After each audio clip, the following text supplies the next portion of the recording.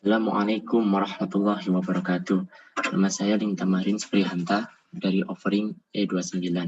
Kali ini saya akan mempresentasikan PowerPoint yang berjudul Pernikahan Meraih Keluarga Berkah yang disusun guna memenuhi tugas pendamping UTS Pendidikan Agama Islam.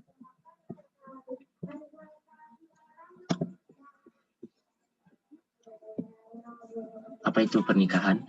Dilansir di Wikipedia, pernikahan atau nikah artinya adalah terkumpul dan menyatu. Menurut istilah lain juga dapat berarti ijab qabul atau akad nikah yang mengharuskan perhubungan antara sepasang manusia yang diucapkan oleh kata-kata yang ditujukan untuk melanjutkan ke pernikahan. Sesuai peraturan yang diwajibkan oleh Islam, kata zawaj digunakan dalam Al-Quran artinya adalah pasangan yang dalam penggunaannya pula juga dapat diartikan sebagai pernikahan. Allah Subhanahu wa Ta'ala menjadikan manusia itu saling berpasangan, menghalalkan pernikahan, dan mengharamkan zina. Yang berikutnya, tujuan pernikahan menurut Islam. Yang pertama, melaksanakan sunnah Rasul. Tujuan utama pernikahan dalam Islam ialah menjauhkan dari perbuatan maksiat sebagai seorang muslim. Kita memiliki panutan dalam menjalankan kehidupan sehari-hari. Alangkah baiknya bisa meniru yang diajarkan oleh Nabi Muhammad SAW. Salah satunya menjalankan pernikahan dengan niat yang baik. Seperti sabdanya yang berbunyi, menikah adalah sunnahku. Barang siapa yang tidak mengamalkan sunnahku, bukan bagian dariku. Maka menikahlah kalian, karena aku bangga dengan banyaknya umatku di hari kiamat.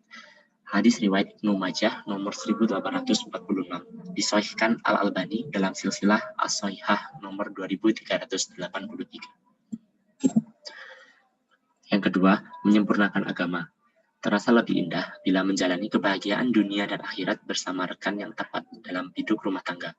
Tujuan pernikahan dalam Islam selanjutnya untuk menyempurnakan separuh agama, separuhnya yang lain melalui berbagai ibadah. Sesuai dengan sabdanya yang berbunyi, barang siapa menikah, maka ia telah menyempurnakan separuh ibadahnya. Dan hendaklah ia bertakwa kepada Allah Subhanahu wa Ta'ala dalam memelihara yang sebagian sisanya. Hadis riwayat Tabrani dan Hakim. Yang ketiga, mendapatkan keturunan.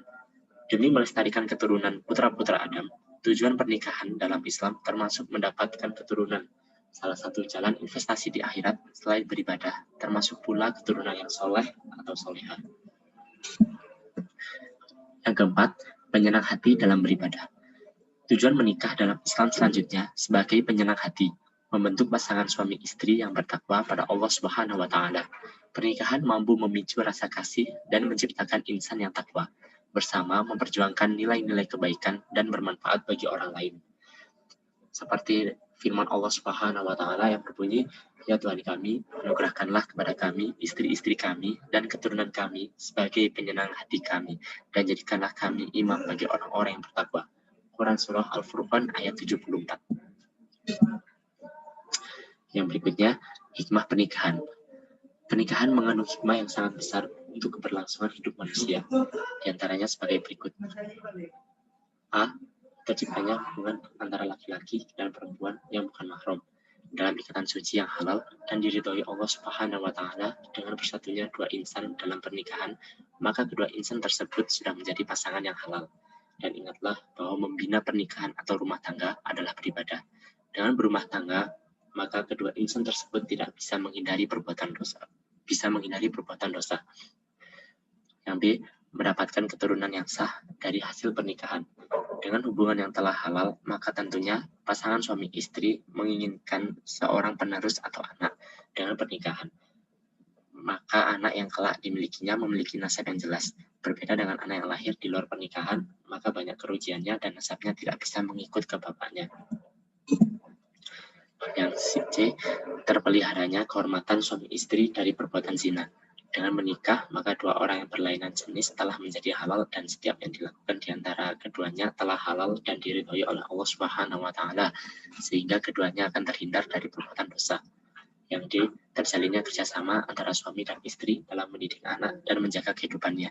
Di dalam pernikahan, tentulah pastinya dibutuhkan kerjasama di antara suami istri. Ini akan menimbulkan chemistry di antara keduanya dan akan lebih mendekatkan keduanya. Berikutnya rukun nikah. Rukun nikah meliputi pengantin laki-laki, pengantin perempuan, terdapat wali nikah, terdapat dua saksi, dan kalimat ijab qabul. Tips meraih pernikahan yang berkah. Yang pertama, diiringi doa. Doa menjadi kunci utama agar pernikahan bersama pasangan diberikan keberkahan. Dengan memperkuat spiritual, rumah tangga bisa berjalan dengan mudah. Bahkan saat ujian datang menimpa segalanya bisa terlewati dengan mudah. Yang kedua, niat yang baik. Dilansir laman Build Your Marriage, Dr. Willard Harley, seorang psikolog sekaligus penulis buku His Needs, Her Needs, Building an Affair-Proof Marriage, mengatakan bahwa sesuatu yang membuat pernikahan berhasil adalah kemauan dan kemampuanmu untuk mengakomodasi perasaan satu sama lain. Dan tanpa fakta tentang perasaan itu, pasangan yang bahagia bisa menjadi sangat tidak bahagia saat peristiwa dalam hidupnya berubah. Sehingga penting untuk memiliki awal atau niat yang baik. Yang berikutnya, pernikahan kontroversial. Untuk makna kontroversial di sini yaitu menimbulkan kontroversi di lingkungan masyarakat, tetapi belum tentu menyimpang dari hukum Allah. Yang pertama, poligami, yaitu keadaan di mana seorang lelaki menikah lebih dari satu istri. Untuk hal ini termasuk kontroversial dan termasuk jarang di Indonesia. Sampai-sampai dibuat satu undang-undang yang menyangkut poligami ini, bahwa mereka yang poligami harus memiliki tingkat kekayaan minimal sekian. Yang kedua, nikah muda. Untuk nikah muda ini termasuk kontroversial karena umumnya usia nikah khususnya di Indonesia untuk perempuan berkisar 21 tahun, sedangkan untuk laki-laki sekitar 25 tahun. Namun untuk nikah muda ini kebanyakan mereka memiliki tujuan agar terhindar dari zina. Yang ketiga, nikah mut'ah. Nikah mut'ah merupakan nikah kontrak yang bersifat sewa-menyewa.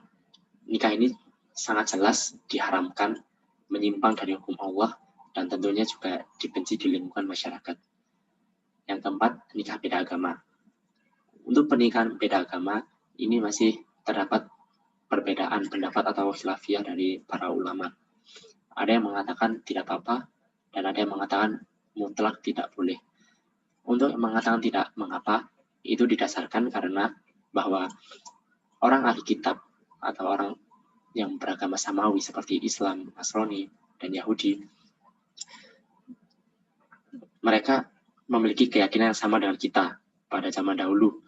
Maka kita dibolehkan untuk menikah dengan agama Nasrani maupun Yahudi. Namun untuk saat ini terlihat sangat jarang orang Nasrani dan Yahudi yang bertakwa kepada Allah karena ajarannya yang sudah mulai menyimpang dan jauh dari hukum Allah, sehingga ada yang mengatakan tidak diperbolehkan.